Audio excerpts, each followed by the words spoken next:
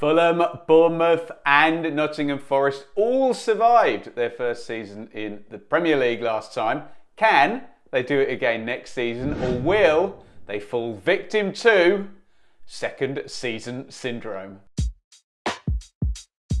Okay, I'll level with you straight away. If you've watched the channel for a while, you'll know that I think second season syndrome is somewhere between a myth and a juicy soundbite that's just hung around in football speak. I do still think it's worth talking about though, especially considering all three promoted championship teams in last season's Premier League stayed up. That in itself is actually worthy of discussion, as it doesn't happen very often. Before last season's bunch, you have to go back 6 years to 2017, when Newcastle, Brighton and Huddersfield all came up together and survived season one.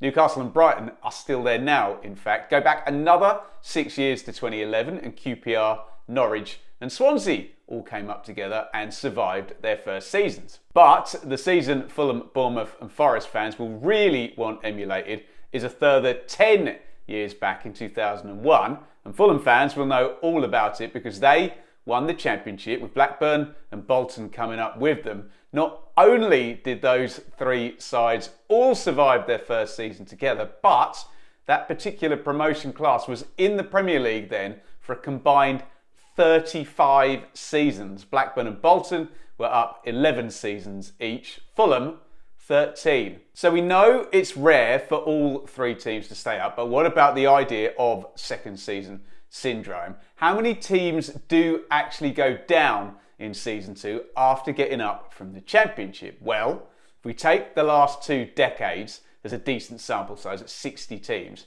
We have 8 who went down in their second season. This means, lies and statistics, that we can give a very optimistic stat and say 87% of teams don't get relegated in their second season after promotion to the Premier League. That number is of course rather and deliberately misleading, because the reason most of those teams didn't get relegated in season 2 is because there was no season 2. They'd already gone down in season 1. If we adjust then for the massive 27 of 60 promoted teams already relegated in their first season, then it's actually more like 8 out of 33 teams went down in their second season. Still though, that's a very healthy 76% survival rate for the teams that do reach year 2 in the Premier League. Now, if I'm making this sound too easy, then it is worth saying that we still have 58% of teams promoted up to the Premier League relegated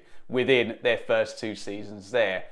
But it does bode well for the teams who get past that first year, as we can statistically argue that the survival rate goes up from 55% in year 1 to 76% for those hardy souls that manage to hang in for a second year. Anyway, enough of the combined maths and history lesson. I'm just trying to illustrate that second season syndrome is a bit of a myth, really. Of course, staying up isn't easy, but it's about 1 in 4 teams who get past season 1 that then go down in season 2. We should, of course, understand though that given it's rare for all 3 teams to survive season 1, then the chances will, of course, be slightly inflated for Fulham, Bournemouth and Forest to be affected next season. Quick plug, if I may, for my other life. I will be performing with fantastic show, well, that's what they call the 90s, on the weekend of August the 12th and 13th. You can grab tickets for these 2 shows on Ticket Source. I will be at the Solway Hall in Whitehaven on the 12th and the Civic Hall in Oswell Twistle on the 13th. Come and see us. Let's look ahead at next season then, and before we look at our 3 teams, let's look at their opponents first and try and answer 2 questions.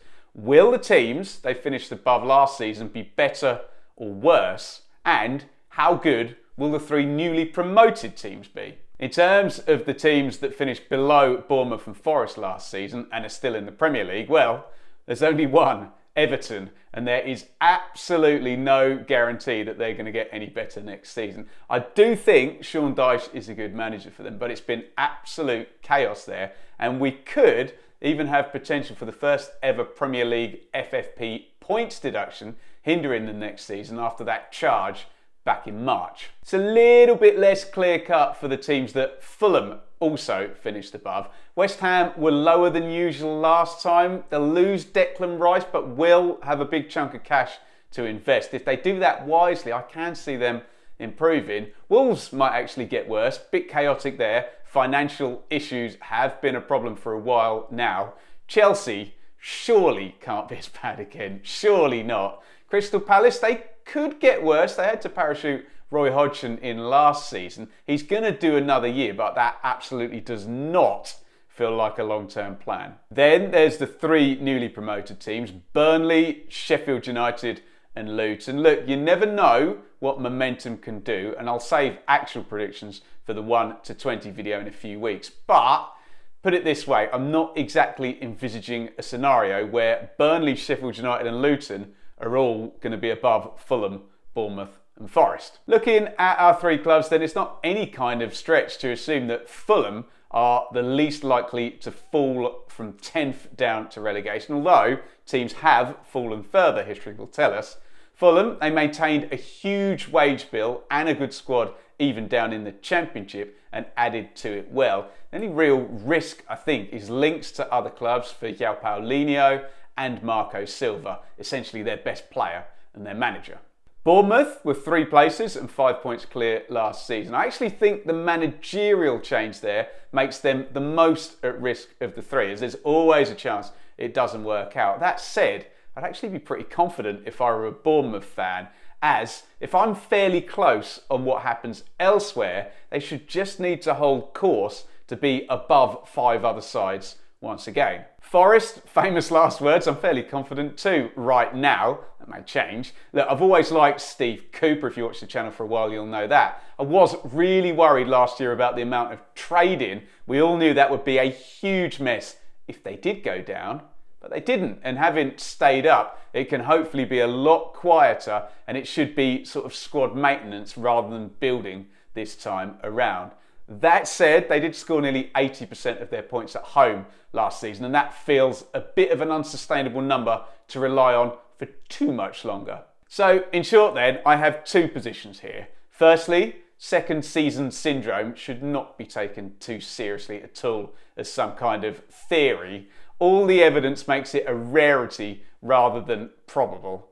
And secondly, there aren't really, right now, great alarm bells when you consider the status of the 3 clubs who survived last season and, as importantly, the status of those teams who are going to be in competition with them next season. Let me know your thoughts down there in the comments. Will Fulham, Bournemouth or Forest, or more than one of them, fall victim to the mythical second season syndrome? Don't forget to like and subscribe. If you want to stay here with the channel, click right here to see me rank every manager starting, keyword there, the 23-24 season in the Championship.